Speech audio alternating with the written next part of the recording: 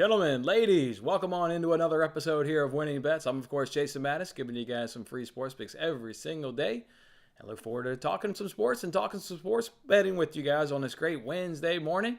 Let's, of course, make sure we go ahead and do that recap. And as promised, we've got to make sure we recap Monday's action and Tuesday's action due to all the rain delays that happened at the Australian Open. But, hey, those delays are finally over, and the Australian Open is finally back on schedule. So let's start off with Monday's recap, where we will not be ringing that cash register. We already talked about that Bucks game on yesterday, where they got manhandled there by the Cowboys. And then you started getting into results that didn't quite go our way in the Australian Open.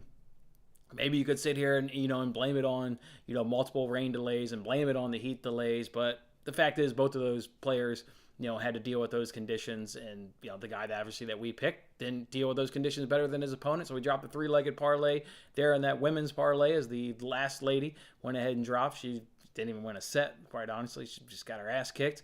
Isner, that's one where, maybe you do blame the delay, but whatever. Just didn't quite work out once play resumed, so he lost it. Vujic went to 5 sets, and you've been watching it up 10. It's once you're in the 5th set and, becomes 3-all, 4-all. It's like, okay, whoever can get the first break is going to go ahead and win this. Well, at 3-3, he was broken, and that's all she wrote as he went down in the 5th set. Evans 3-0, we talked about that one. Bonzi and the dude there from Finland, he was able to get the victory for us when play resumed, so we cashed that parlay. Shelton and Goffin, that's the one that maybe makes it, skew the profit, because I still think Goffin would have handled that first round match easily, but he obviously withdrew due to an injury concern. We lose the minus 1.5 set parlay that we talked about, and then we picked up the over. So now we moved to 6-0 in over, 6-0 in betting overs this year so far at the Australian Open. So, we started off on the week down 3.82 units, and we rolled that on into Tuesday. How did yesterday go? Well, yesterday we're going to go ahead and ring that cash register, fellas. We'll ring the register at plus 2.59 units.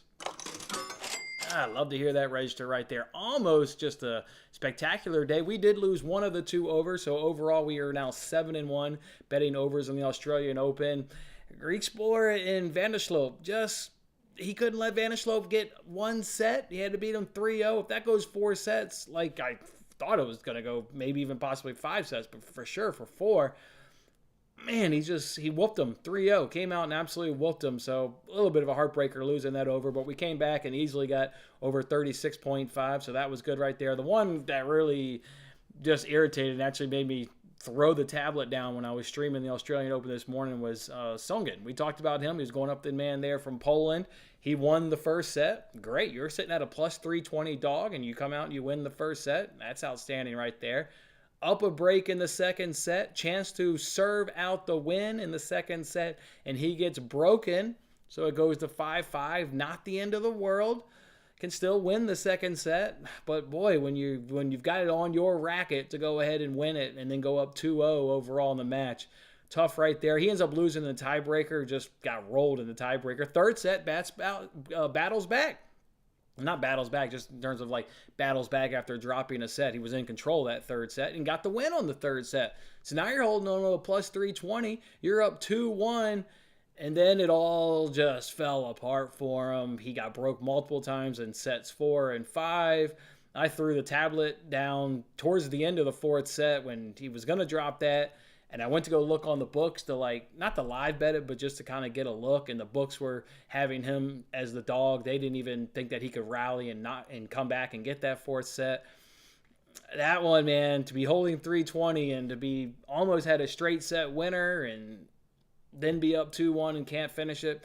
That one hurt right there. We did hit a plus money winner, though. We mentioned Griekspoor. He wasn't kind to us on the over, but he did win 3-0, so we did get a cash. So I guess technically within that match, we did turn a little bit of profit. And then we hit our 4-legged parlay. How about that? 4-legged parlay came through for us there. All 4 of those coming through. What about the NBA? You can see right there, clean sweep in the NBA. Jokic, he took care of business. Early third quarter cash, had 21 points at halftime. Murray, he got a second quarter cash. He had 4 assists at the end of the first quarter. Got a couple more there in the second quarter, so easy cash. And then Joel Embiid had 26 points at halftime. We needed 32. He got a nice, I assume, a third quarter cash. I stopped paying attention. When he had 26 points at halftime, you could go ahead and call that a winner. So I think he ended the game with 41. So love to see that right there. When you do the research, you've got 3 guys that have advantages and actually take advantage of those advantages. So love to see that right there. Then Napoli, boy, what a brutal beat that was. We had halftime, full-time result. They do give up an early goal, but they storm back in the first half and go into the dressing room up 2-1. Dominant first half, get around 70% possession. Second half, frustrating stuff. They dropped to around about 60% possession, but still, it's minute 87. Minute 87, and their opponent has had 0 shots in the second half. Not a one.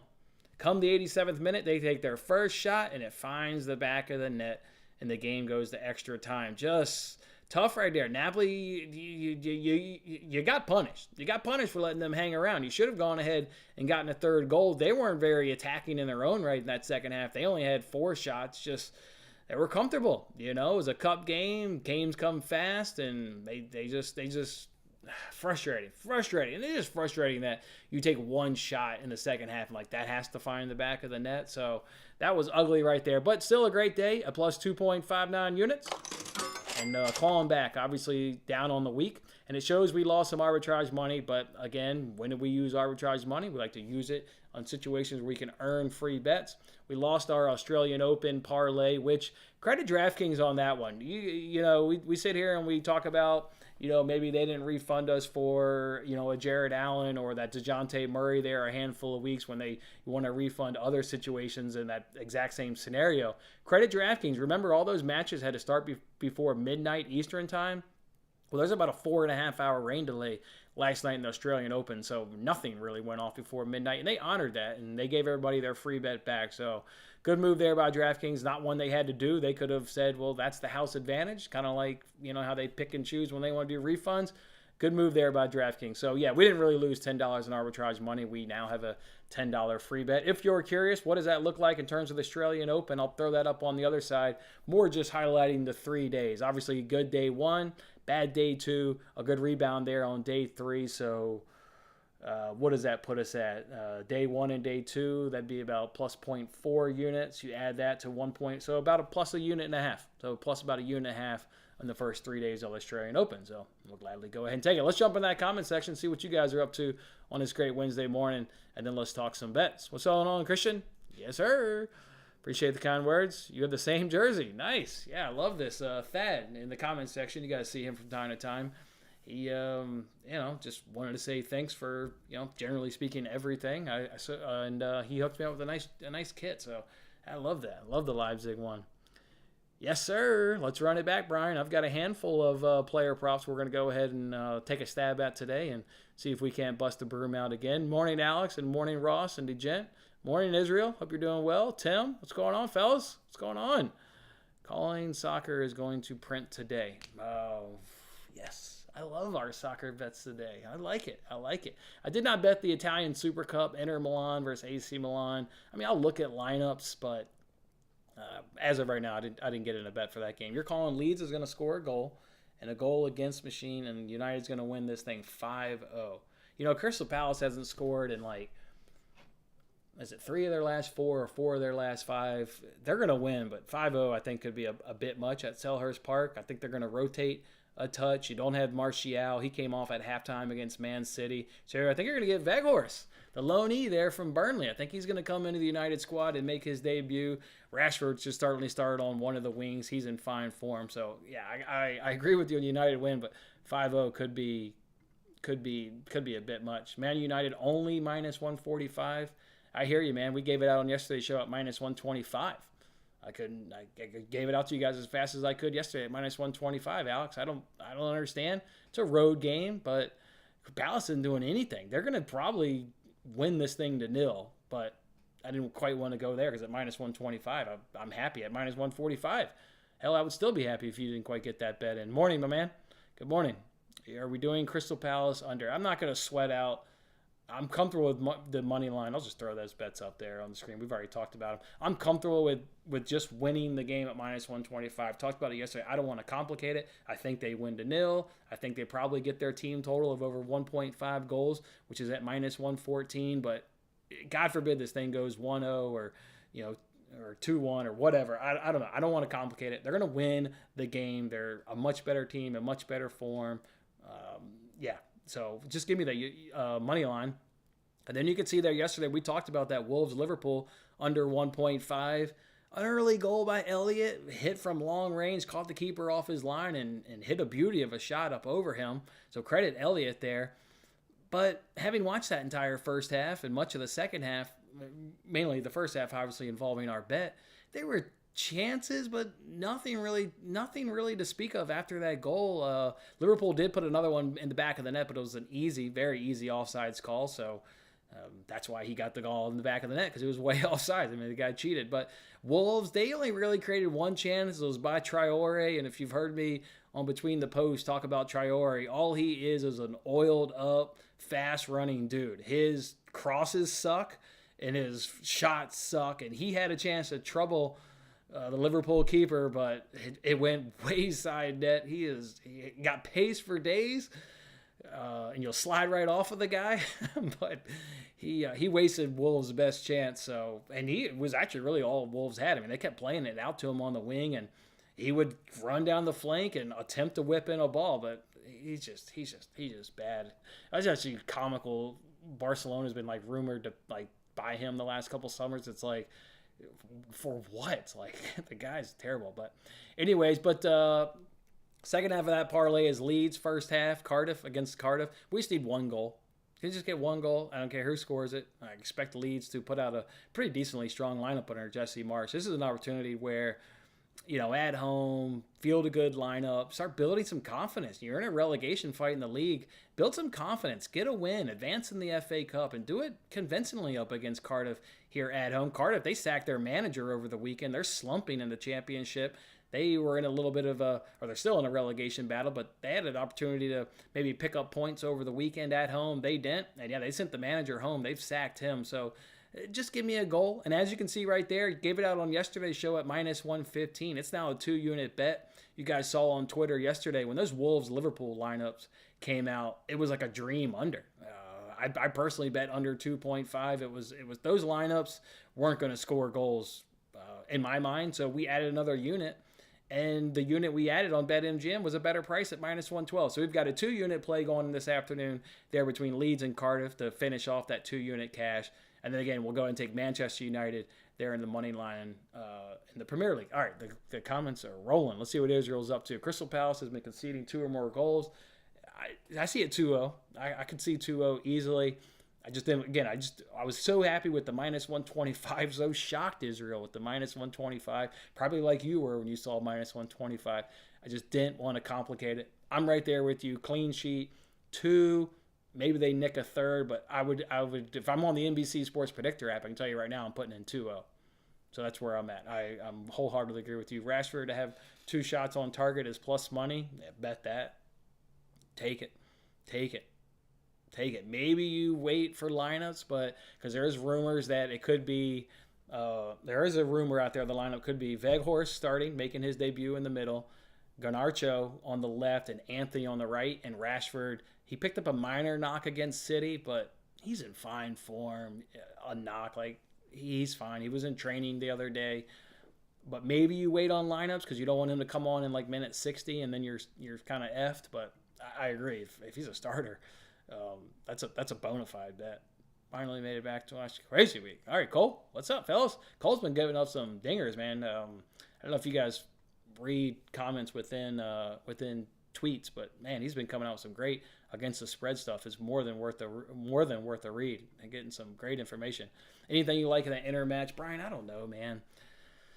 We'll look at lineups when they come out, but I don't have a good feel for that, to be quite honest. So may hold off on that. But let's see what lineups we get. That can dictate a lot in soccer. So let's just wait and see what lineups we get. All right, let's go ahead and keep this train moving. Let's go see if we can't stay hot in the NBA coming off last night's 3-0 night. Let's throw some bets up here on the screen for some more player props. Of course, we're going to go ahead and tag CJ McCollum over 3.5 3-pointers at plus 120. we'll go and also do his over 24.5 points. And then within that same game, we'll do Najee Marshall over 15.5 points at minus 109. Let's hold off right there and talk about those three, because those three are within the same game as they take on the Miami Heat. The Miami Heat are 25th in the league at defending the three. Everybody wants to talk about this Miami Heat defense. I mean, it's good, but not at defending the three. 25th worst in the league at defending the three-pointers. And to point guards, they allow 3.5 made per game. That ranks in the bottom 5 of the NBA. McCollum has hit 6 of 7 in terms of his over 24.5 points, and he's gone over 3.5 three-pointers in 5 of those 7 as well. So clearly a guy that's picking up the production. You guys have seen Alex in the chat, I think, for the last week or so. He's always like, "Hey man, are we picking up on CJ with Zion out? Like somebody's increasing their load." CJ McCollum seems to be one of those guys that's picking up the load. Right there with them is Najee Marshall. He's coming in. He's the power forward who's been inserted in that starting lineup. Just so happens to be the Heat's worst defending position is the power forward, and everything they rank in that position ranks in the bottom third of the NBA. Marshall, he's gone over 15.5 points in 6 of his last 7 games since he's been inserted into that starting lineup to replace Zion. And then you continue to just look at this Pelicans team. We know they don't have Zion, they don't have Brandon Ingram, and they don't have Herbert Jones. That's 3 of their 5 starters. This is a nice home game where McCollum and Marshall, just expect them to continue doing what they've been doing recently without Zion is shouldering the load and taking on more of the scoring responsibility. So we'll do those 3 bets there in that Heat versus Pelicans game. We'll go ahead and do Miles Turner to have a double-double at plus 115. The Thunder, worst defended position is the center position, and not only is it like their worst defended position, it's kind of in the bottom third in the league in points and field goal percentage and also rebounds, all in the bottom third of the league. And this game also has the second highest total. He will hit 10 points. There's no doubt about that. He's getting 10 points. It's whether or not he can get 10 rebounds. His rebound number is at 9.5. I think it gets over the line, maybe where it hasn't, maybe like in his last 2, but then he did get 10 rebounds before the last 2 because again, the Thunder just are terrible at defending that center position, but he also had the second highest total on the board tonight at 239.5 points. That's just going to be a lot of shots.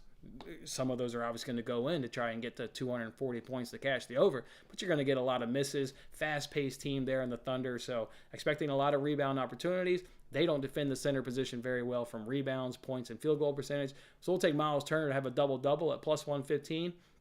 And then to round it out, Sabonis, the Lakers are the worst team in the league at defending the center position. I'm not exaggerating here. The worst.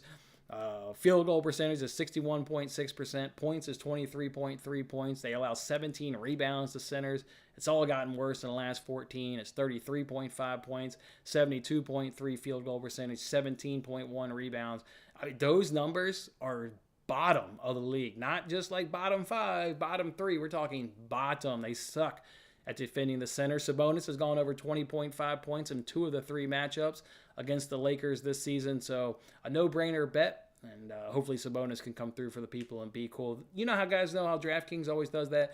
Wednesday, no sweat. Although it's always a sweat, right? Because I don't want the free bet back. I want to cash the damn unit play that I put in.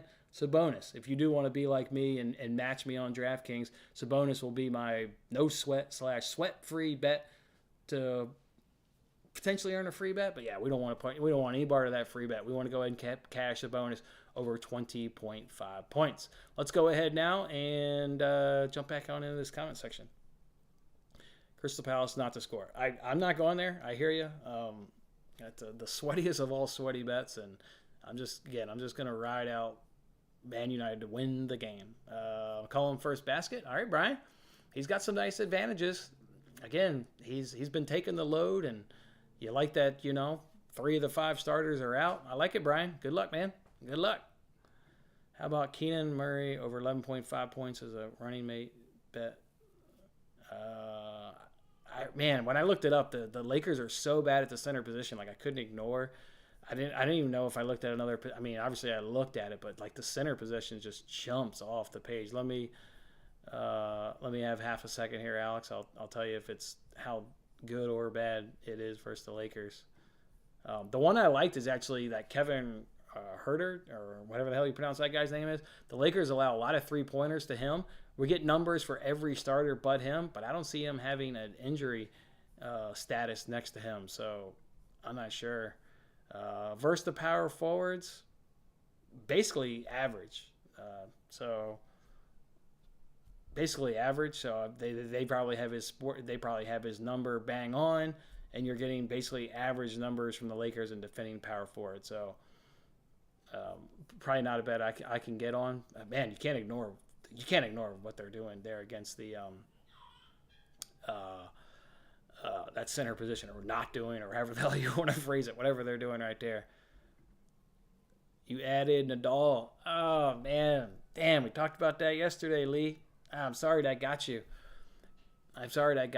Even without that hip injury, he was in trouble, and I guess maybe that's just a good time to remind somebody. And this isn't no way throwing shade on Lee whatsoever, or throwing shade on, I can't remember that gentleman's name that brought that up yesterday. He said, "Why didn't you just throw Nadal in?" When you're building the parlay and you get comfortable with the odds, just stop dropping shit in.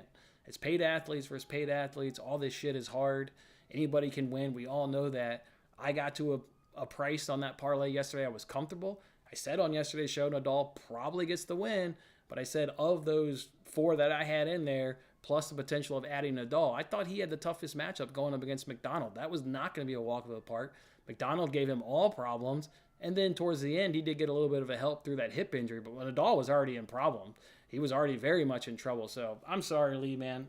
I'm sorry, but maybe just keep that as a slight reminder that if you're happy, just maybe stop adding it. But I'm sorry, man. I'm sorry, Nadal couldn't quite come through for you.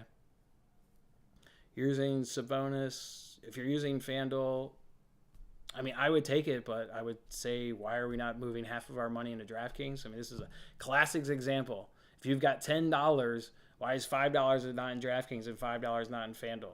So when he ends with 21 points tonight, you're missing out on a cash. You can't. You got to take advantage of a sportsbook who's got the wrong number, or who's got a sportsbook who's lagging. I do know that number is also 21.5 on Barstools and BetRivers.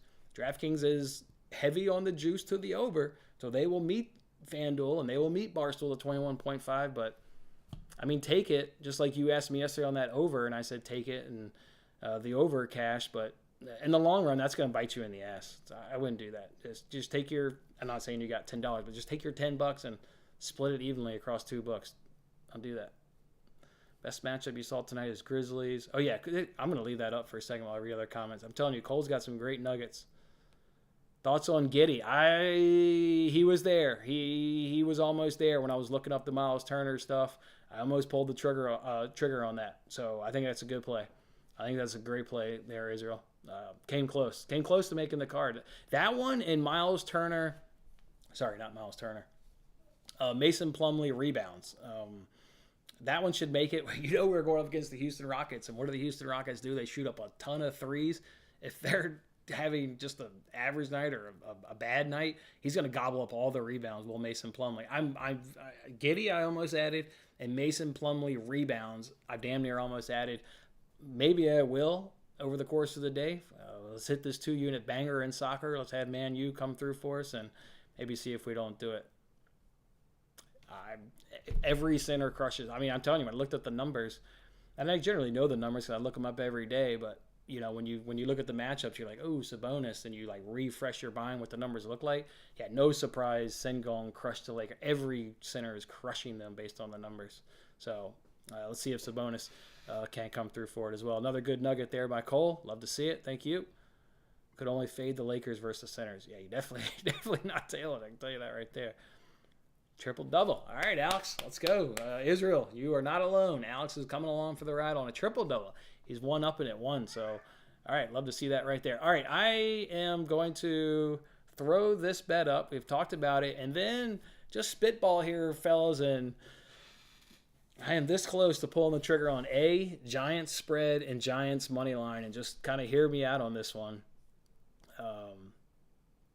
I started digging into the numbers yesterday, fellas. So Eagles rush defense, yards per game, they rank 16th in the league. Over the last 3, it's 18th in the league, basically 124 yards per game.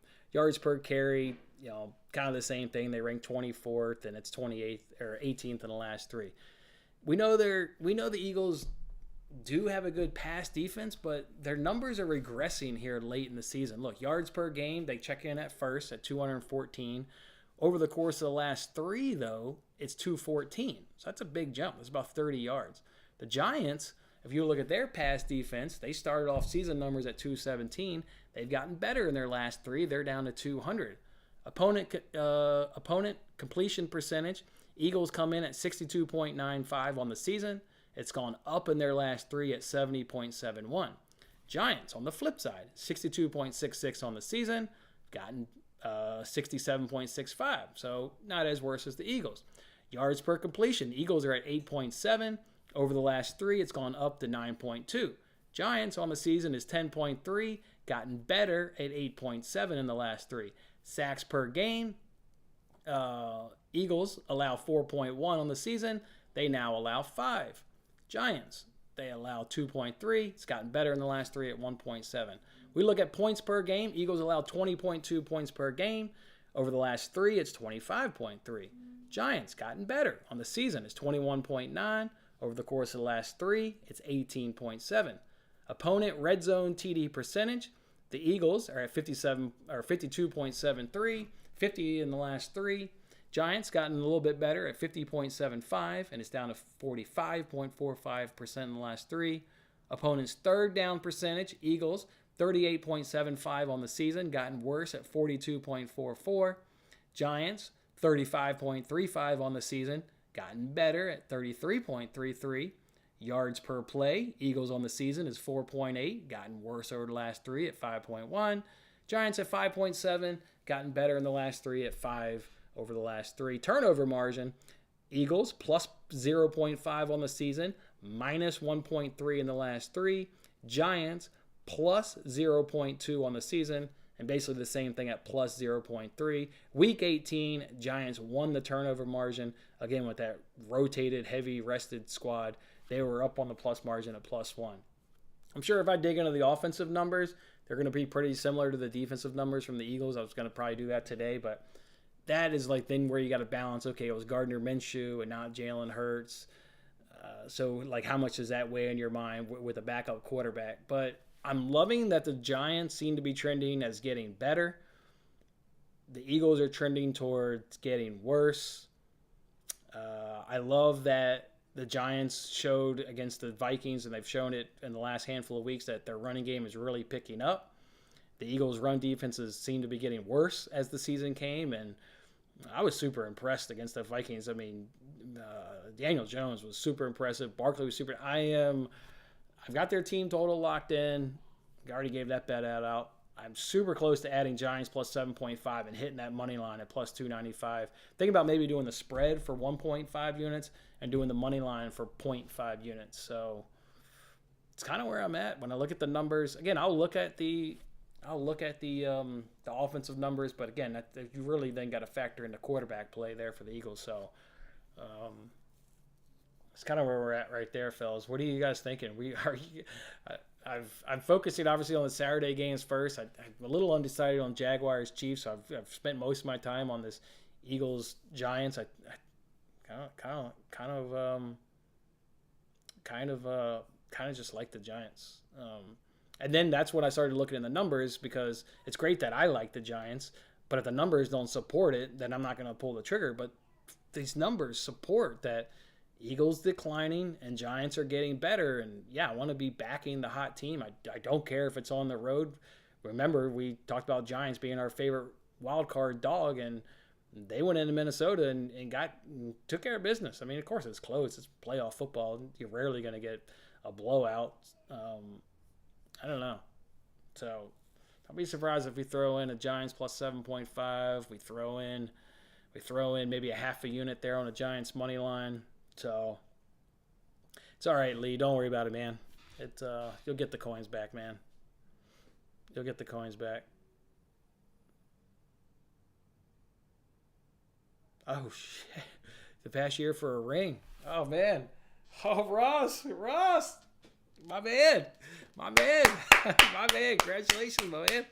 Oh, man. Amazing stuff, Ross. Shit, man. That's amazing. Gosh, hell yeah. Thank you. Thank you for the kind words, but you've held it. God, amazing. Oh, Ross, I'm so pumped, man. That's amazing stuff. Oh, love to see it. Love to see it. You're thinking Giants first half, Eagles will start slow. I'd have to go back through the numbers, but remember the couple times, Alex, we've been taking Eagles to cover first quarter, first half spreads through the regular season. Unless that number has changed, the Eagles have been a great first half team, and where they've really been great is a second quarter team. They've been a phenomenal second quarter team. I remember what they did against the Commanders that one week. They won that game, let's say 24-10. They got like all their points in the second quarter. Eagles are good. Maybe I'll dig into that. Maybe break it down by quarter. I didn't really do that. I really just looked at the defense. I looked at turnover margin, red zone TD percentage. Obviously, all the stats I rifled off right there. But the Eagles used to be, and when we took them on the spread in the first half through the regular season. I'll have to look at. I'll let the look. Well, I guess I can look it up now. What the hell? It takes a second. I have all this stuff like bookmark. All right, let's see. Offense, scoring offense.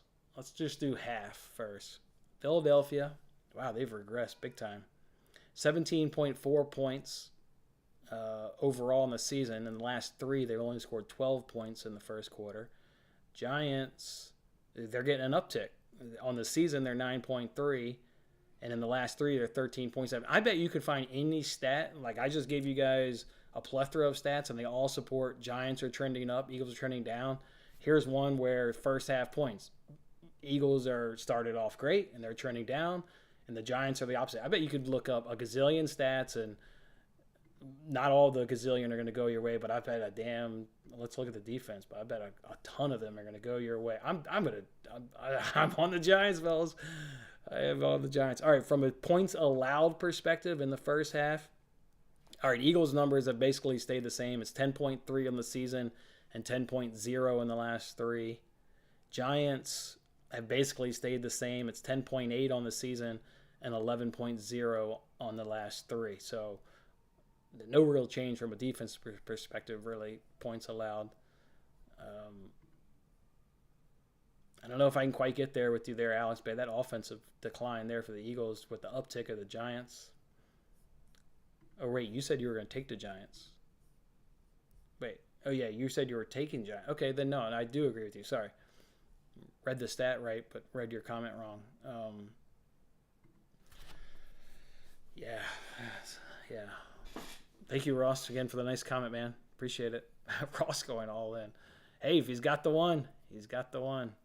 He's got the one. Yeah, I'm going to sit here for a couple more minutes. I'm in no big rush. I got a dentist appointment actually at 10:30, but it's just in a building around the corner, so I can sit here for 10 more minutes and babble and stew about this. I will tell you guys, I'm close to also locking in Daniel Jones over 45.5 rushing yards, and I'm also close to locking in Travis Kelce over 76.5 receiving yards. I'll tell you why I like Kelce here. The Jaguars give up the fourth most receiving yards per game to the tight end at 67.2. They allow the tight end per catch to have 13 yards per catch. The Jaguars give up the fifth most fantasy points per game to the tight end possession. Kelce's average was 12.2 yards per catch and 78.7 yards per game. He led the team in targets by 51. Now it's playoffs. They leaned on him heavy in the regular season. You're going to lean on him heavily there. He went over 76.5 yards in 9 of 17 games. Faced the Jaguars earlier this season, got 81 yards. So teams usually try and take away your number one weapon. If they do that, I mean, you look at Stephon Diggs in that first half against the Dolphins. He had 7 catches on 8 targets. He didn't do shit in the second half.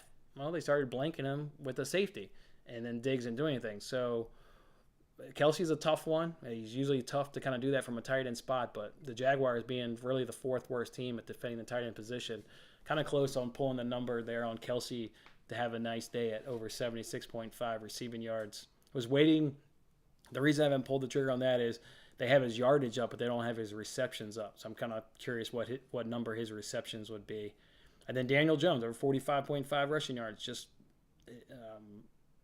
again, Eagles allowing the third most rushing yards per game to the quarterback. Eagles allow the third most rushing yards per game to the quarterback position, and they're doing it on less carries. The teams that are in first and second place, they allow those quarterbacks to run the ball 1.3 and zero point 0.8 more times what the Eagles are doing. So while the Eagles, are the third most team of yards allowed to the quarterback on the ground, give them another carry, give them another 0.8 carries, and they'd be the worst team in terms of yards allowed to the quarterback on the ground. We saw what Daniel Jones did last week. I know Brian Daboll, again, he was the Bills coordinator for 3 seasons. He'll run his quarterback. It's a weapon. I mean, just look what he did with Josh Allen for 3 seasons. You can see what he's doing with Daniel Jones. When it matters and you've got a big, strong kid that's got some wheels and got some speed, he ran the ball for like 16 or 17 times. I didn't quite write it down in my notes, but I think I'm going off memory. It was like 17 carries against the Vikings. He's going to continue using that weapon, and why wouldn't you? He looked damn good against the Vikings. So I'm close to pulling the trigger on those 2 player props. Obviously, I'm focusing in on Saturday's games initially. So I like Kelsey over his yardage, maybe his receptions, and then Daniel Jones over 45.5 rushing yards. I really like that one a lot. So we'll just kind of see how it goes right there. Did it happen? Yeah, I can give you the numbers. Sorry, I didn't do that. Hawks, Mavericks. Mavericks by 4 with a total of 228. Wizards, Knicks. Knicks by 4 with a total of 226. Hornets, Rockets. I got it bang on, 114 to 114. It's all going to depend on if you want to take the Rockets. Do you want to sweat out there, live or die by the 3? Total of 228. Cavs, Grizzlies. Grizzlies will win by 5 with a total of 223. Heat, Pelicans. I got the Pelicans winning by 4 with a total of 222. Pacers, Thunder. Thunder by 5, total of 233. And then Kings, Lakers. Lakers by 2 with a total of 232. I think the sportsbooks have that one at 245. That one's going to be high scoring. I've kind of been burned in Kings games. Lakers have no goddamn defense. That one smells high scoring, but the numbers came out to 232. So while it is a big discrepancy with getting burned in the past, neither team defending worth shit. I laid off betting that discrepancy, even though it was fair, but that's how I got those numbers there, Cole. Cowboys spread is looking good. Purdy's not beating a 500 team. I mean, he's beating everybody on the schedule. I guess you can't knock him. He's whatever the hell they put in front of him, he's mowing them down. Isn't he undefeated? I'm pretty sure the dude's undefeated. So, chance to knock off his first 500 team. I'm not touching the Cowboys, and obviously I was woefully wrong on the Bucs, but that Niners team is the real deal. Have you heard about the bounty that is placed on Hurts? I don't believe that shit. I think that's just him saying it so the referees can get roughing the passer penalties. That is talk so he can get the referees looking his way. I'm telling you. That's all that is in my mind. He's already grabbing for straws, trying to get calls because they know they got a good Giants team coming in, and they're worried. And they're talking out loud, hoping that the refs hear it and maybe they can draw some penalties. I'm telling you. Maz money line. What did I have it? Yeah, I got him winning by 4. So I would agree with you, to Gent. I think Maz money line's a nice parlay piece. -2. I've got him. I can get there with you easily. I can get there with you based off my numbers. So I like it. Murray. I don't know, with the Spurs. Oh, yeah, they played last night. That's why I didn't research that game. Oh, no, that's DeJounte Murray. Sorry, with the Hawks. I can get let's see if it has regressed over the last 2 weeks. But I know the Hawks have no defense, and their games are typically high scoring.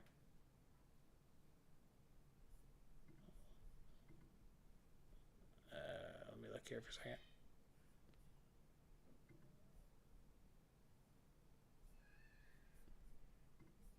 I'm looking at the wrong team for a second. I need to look at Dallas. All right, let's look at the last 2 weeks. They're still in the top third. They're in the top third overall in the season at 40 some field goal percentage, whatever it was. And then the last 2 weeks, it's still in the top third in the league at 42.2. I wouldn't say they're terrible versus the shooting guard. They're terrible versus the center. They're terrible versus the power forward. They're decent against shooting guards, small forwards, and average versus point guards. That's where they fall. So what are you asking? Points? 18.5? Now they allow a lot of 3-pointers to the shooting guard. Maybe you can look at his threes numbers if you don't want to quite go points. His threes, they allow over 3. What's his 3 number? I still don't think it's a terrible look at all by any stretch. It's 1.5? 1.5 made 3-pointers. If his volume's there, that could be a slam dunk bet because the Mavs are decent against the shooting guard, but not from a 3-point standpoint. They allow 3.1. What is his volume from 3? If he has decent volume from 3, they're only asking you to pay or hit over 1.5. He takes 8, 8, 5, 4, 5, 3, 4, 4, 4. Not the greatest volume. Where are the Mavs overall in terms of defending a 3 from a team perspective? Let me see. Not good versus the position that we at least care about, but from a team perspective, where do they check in at? 11th, so top half of the league, so not bad. Top half. I don't know. I'd maybe gravitate towards 3-pointers, but that volume just isn't. Man, that volume's not quite there. Yeah, he gets an occasional 7 or 8 game, but then he goes right back to 3, 4, 4, 4, 4. Oh, by the way, anybody that's curious, Nick Claxton would have cashed last night if he made that bet. We talked about it, knocking his number up to 3.5. Yeah, he went over 3.5. He had nothing at halftime, and I was like, oh, that was a good job to go ahead and lay off that bet. And then I know Lee said it in the comment yesterday video. He got 3 blocks in one quarter. He ended the game with 4 blocks and 1 steal, so easily went over 3.5. Would have been sweaty as hell with nothing at halftime, but got there. So keep an eye on that. He's not forgotten in our memory. He's just didn't get played last night. Yeah, Brian, we're gonna do Daniel Jones over 45.5 rushing yards. Pretty sure. Oh, Luka's day to day. Man, there's so many injuries. These NBA guys are. Oh yeah, we were on Kyrie Irving last night. He pulled out with that calf injury. Thank the God they didn't do a Cleveland Cavaliers and roll him out for the first quarter and see how he was feeling. That would have irritated, obviously, the crap out of me. We've got numbers on Luka. I'd say, well, I guess we had numbers yesterday on Kyrie Irving. He didn't play, but we do have a number on Luka. Whenever it's a star player, and I get Kyrie Irving's a star player, but I mean Luka's like in the MVP conversation. He is the star. If they're willing to give props on a star, these books are usually pretty damn confident he's going to play. I mean, that would, if all of a sudden he's out and you took Wood or you took Spencer, Dinwiddie or Whittle or whatever it is, or Whitty, I think it is, they would be punished if all of a sudden Luka didn't play. So they've got Luka's number. I think Luka might play. They usually don't mess around and take chances with that. That line's been coming down. Oh, okay. Good. Seattle 9-8. Seattle 9-8. You got to give me a little bit more help there, Ed. Seattle 9-8. Not sure what that means. Am I going live during the game today? Yep. Yeah, I'll be supporting Man United on TikTok. That's the plan. Seattle 9-8. Yeah, I got to drop in another one there. All right, I got to go in a couple minutes, so I got to wrap this up. Is Mavs by 4 including their injuries? Never including injuries. I'm going off numbers, so no, never. No, never. You're welcome, Alex. Anytime, my man. Claxton, Defensive Player of the Year. I mean, he seems to be getting all the blocks. That's got to be. He's been cashing that blocks into steals. Hell, so we at least know he's getting tons. And last night he got 4 blocks. That's got to be. Oh, and it's 10-1 everywhere else, but 20-1 on Bet Rivers. You guys know I get a lot of bets on Bet Rivers. I mean, look at those 3 player props tonight in the NBA. If you don't, hopefully you guys have access to Barstools and Bet Rivers. That book is great for numbers. So, wow, that's a huge difference. 20-1 on Bet Rivers and 10-1 everywhere else. I'll tell you what, if you got a free bet out there, I'll drop it on Claxton. What is Daniel Jones over Eric carries? That's another reason why I haven't quite pulled the trigger, Cole. That's why I didn't pull the trigger yet on Kelsey's yardage or Daniel Jones's yardage because we haven't gotten carries. If that's a career high 17, then that matched it. Because when I did the research yesterday, he had some other ones. All right, that may be the last thing I look up, and then I do need to run. He had some other games. Let me look it up. He had some other ones where it was like really high. Let me see. Game log. 17. He had a 12. Oh, 12 was his highest in the regular season. Yeah, I'm with you. That's why I didn't quite pull the trigger. Just like Kelsey, I'm waiting on a rushing attempts. And I know Dayball. Watched them every game for 3 years. Yeah, we still don't have it. We still have the numbers. They haven't moved. It's still 45.5 at minus 115. Exact same juice that I was looking at yesterday. So, no, doesn't seem to be a big rush. But once receptions is up, make a decision within 2 minutes. As it could be yardage or not receptions, yardage or rush attempts. As soon as they give you that number. Actually, I didn't really look at FanDuel. Usually, if DraftKings doesn't have something, the other books are too scared. So, I guess I could go look at FanDuel real quick. They've got 43.5 rushing yards, 2 less yards, and better juice at minus 114. If they don't give me rushing attempts by the end of today, I'm going to pull the trigger on that rushing yards over on FanDuel at 43.5. Because if he gets 10 carries, he doesn't need 17 like he did in his career high against the Vikings. But if he gets 10, he's going over 43.5 rushing yards. I mean, you saw the way he ran. And again, we talked about Ed must be a Seattle fan. He's like, don't talk shit to Seattle. He said, don't talk shit to Seattle. He said, Purdy has beaten a 500 team. That's what Ed means. Thank you, Ed, for clarifying that. Yes, Purdy has beaten a 500 teams, and he's going to make it 2 this week when they knock out the Cowboys. Thank you, Ed, for clarifying that. Love it. Thank you, Ed. No, you were right. 17. You're exactly right. Just looked it up. Hey, PK. All right, I actually got to run, PK. I got a dentist appointment in 13 minutes. Guys, damn, guys. You guys make this stuff fun every single day, dropping in those great comments. So I'm going to run. I would say look at me on Twitter. Mason Plumlee rebounds. God damn, I was this close to adding it. Mason Plumlee rebounds. And then that Daniel Jones should be pulled at some point today, and maybe plus 7.5 and a money line sprinkle comes along around the way. So, all right, fellas, go enjoy your Wednesday. Let's cash some bets. Let's start off with a nice 2-unit banger there in the soccer. And, we'll catch up with you guys. TikTok for that Man United game. I think it's 2 p.m. Central Time. So, we'll do our normal afternoon hang there on TikTok will be the goal. All right, enjoy it, fellas. Thank you.